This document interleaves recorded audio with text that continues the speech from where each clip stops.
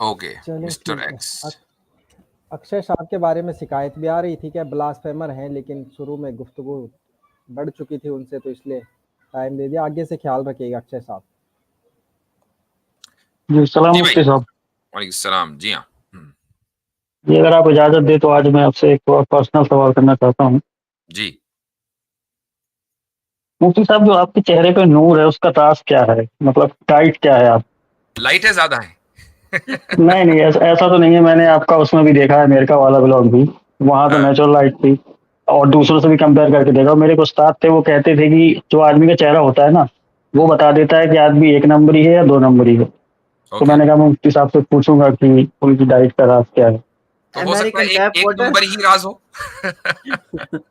तो ये नहीं, साबित हो गया। मैंने कहा मैं आपके पूछूंगा उस्ताद शायद की मैं बात तो बाकी। तस्दीक हो गई। जी तस्दीक जी हो गई, बिल्कुल। अब लाइव एग्जांपल मिल गया। ठीक है जी।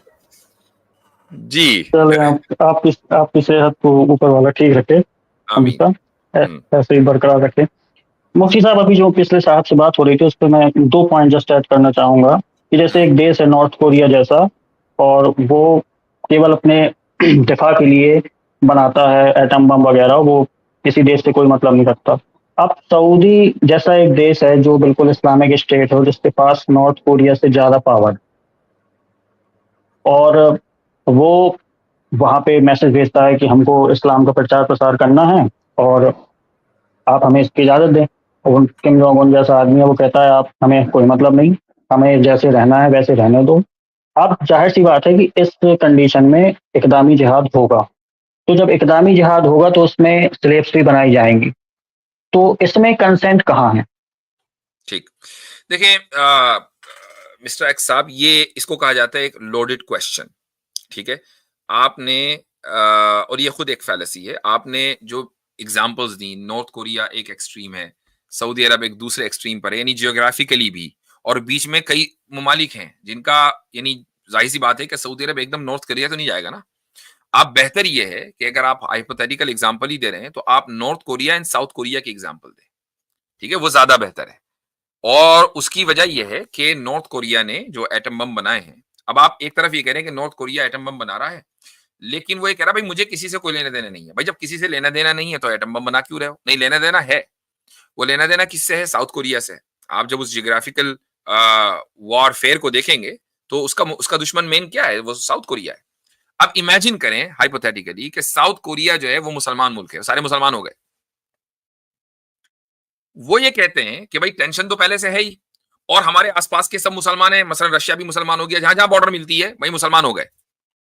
अब ये नॉर्थ कोरिया बचा हुआ है।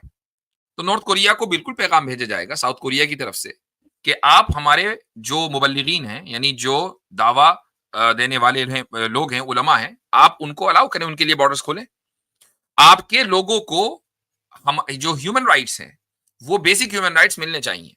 और ह्यूमन राइट्स सिर्फ ये नहीं है कि उनको रोटी कपड़ा और मकान मिल जाए, ये तो है ही, ये अपनी जगह, इससे इंकार नहीं है। चूंकि लाइफ सिर्फ इस दुनिया में नहीं है, लाइफ तो फिर आखिरत में भी है। तो रोटी और कपड़ा मकान ये तो आपके इस जिस्म की जरूरत इस दुनिया में पूरा करते हैं ना। लेकिन रूह जिसकी जिंदगी इस दुनिया के बाहर दूसरी दुनिया में भी है, उसकी जरूरत कैसे पूरी होगी? उसकी जरूरत उस तरीके से पूरी होगी कि अगली दुनिया में जब ये रूह जाए तो वहां वो परेशानी में ना हो। वहां सुकून के लिए अल्लाह के ऊपर ईमान लाना जरूरी है।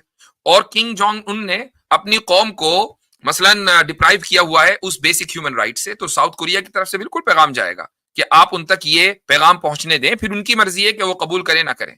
और अगर वो पैगाम को कबूल नहीं, अगर बॉर्डर्स नहीं खोली जाएंगी और नॉर्थ कोरिया ने मसलन कहा कि नहीं हम किसी को अलाउ नहीं करेंगे, हम अपने लोगों को इस बेसिक ह्यूमन राइट से डिप्राइव रखेंगे, तो बिल्कुल साउथ कोरिया को यह हक होगा कि वो नॉर्थ कोरिया के ऊपर हमला करे। नहीं, इसमें जिनको स्लेव बनाया जाएगा, जिन खासकर औरतों को, उनका क्या गुनाह होगा? नहीं, वो ये उनकी बात कंसेंट तो मैंने, थी नहीं। राइट, ये मैंने कई मरतबा इस चीज को क्लियर किया है कि जो स्लेवरी है ना, उसकी बुनियाद, उसका ताल्लुक पब्लिक से नहीं है, आम पब्लिक से नहीं है। स्लेवरी का ताल्लुक सिर्फ सोल्जर्स से है। ठीक है। हाँ, अब अगर पूरा मुल्क ही मसलन सोल्जर बन गया, हर आदमी जो है वो साउथ कोरिया के खिलाफ खड़ा हो गया, तो ठीक है, फिर हर एक आदमी को सोल्जर के तौर पर ट्रीट किया जाएगा।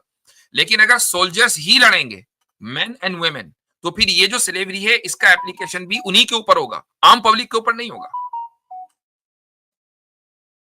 ओके, इसमें एक दूसरा पॉइंट और मुफ्ती साहब की, जैसे कहा जाता है कि अल्लाह ने पूरे दुनिया में जब से दुनिया बनी है 1,24,000 के आसपास पैगंबर भेजे और फिर लास्ट में प्रॉफेट मोहम्मद साहब को भेजा।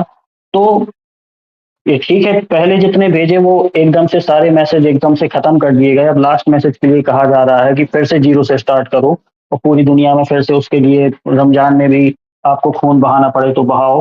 तो ये कहाँ तक सही है? देखें, ये भी एक दोबारा कहूंगा कि लोडेड क्वेश्चन है। उसकी बजाय आप ये कह रहे हैं कि एकदम मैसेज खत्म कर दिए गए, खत्म कर दिए नहीं, खत्म हो गए। ठीक है, जाहिर है कि इस दुनिया के अंदर तब्दीली मुस्तकिल होती है, इस दुनिया का यही नेचर है।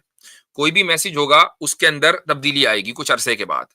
यहां तक कि इस्लाम का जो पैगाम है ना, उसके अंदर भी तब्दीली आती है, यानी नेचुरली उसको वापस रिवाइव किया जाता है। एक कॉन्सेप्ट है जिसको बोला जाता है द कॉन्सेप्ट ऑफ रिवाइवल। ठीक है, जिसको हम उर्दू में या अरबी में तजदीद बोलते हैं। और जो वो रिवाइवलिस्ट होता है ना, जो रिवाइव करता है, उसको मुजद्दिद बोला जाता है। हदीस में मौजूद है कि अल्लाह ताला हर साल, हर 100 साल में, हर सदी में एक मुजद्दिद भेजता है। मुजद्दिद का मतलब वो ये होता है कि इस्लाम की जो बुनियादी या जो चीजें सुन्नतें रसूल अकरम सल्लल्लाहु अलैहि वसल्लम की, वो भुला दी गई और या उनमें कोई तब्दीली हो गई, लोगों ने तब्दीली कर दी, तो वो मुजद्दिद उनको वापस ओरिजिनल के ऊपर लेकर जाता है और इसको बोलते हैं रिवाइव करना। तो इस उम्मत में अल्लाह ताला ने हर 100 साल में इसका इंतजाम किया हुआ है। यही वजह है कि आज 14 सदियां गुजरने के बाद, रसूल अकरम सल्लल्लाहु अलैहि वसल्लम की आमद के 14 सदियां गुजरने के बाद, हमारे पास इस्लाम ओरिजिनल शक्ल में मौजूद है। ठीक है, उसी शक्ल में एक बहुत बड़ी तादाद आज भी प्रैक्टिस करती है। एक बड़ी तादाद, सारे ना करते हो, एक बड़ी तादाद करती है।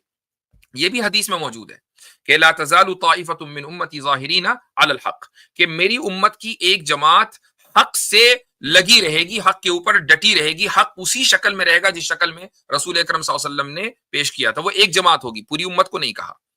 ठीक है, लेकिन उसके लिए जरूरी है कि वो हक उसी शक्ल में मौजूद हो जिस शक्ल में आया था।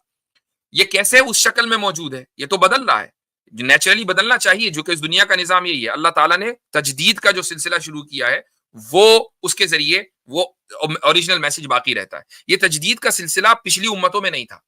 अंबिया आते थे और उनका मैसेज बदल जाता था, फिर अंबिया आते थे, फिर मैसेज बदल जाता था, यहां तक कि अंबिया का सिलसिला हजरत ईसा पर रुक गया, 600 साल गुजर गए, फिर फाइनल मैसेंजर रसूल अकरम सल्लल्लाहु अलैहि वसल्लम तशरीफ लाए। और अब भी पैगाम बदलेगा, लेकिन उसको वापस जीरो पर लाने के लिए या ओरिजिनल करने के लिए अल्लाह ताला ने मुजद्दिदीन का सिलसिला शुरू किया हुआ है। जी जी, शुक्रिया। ठीक है जनाब, जी। ओके, चले।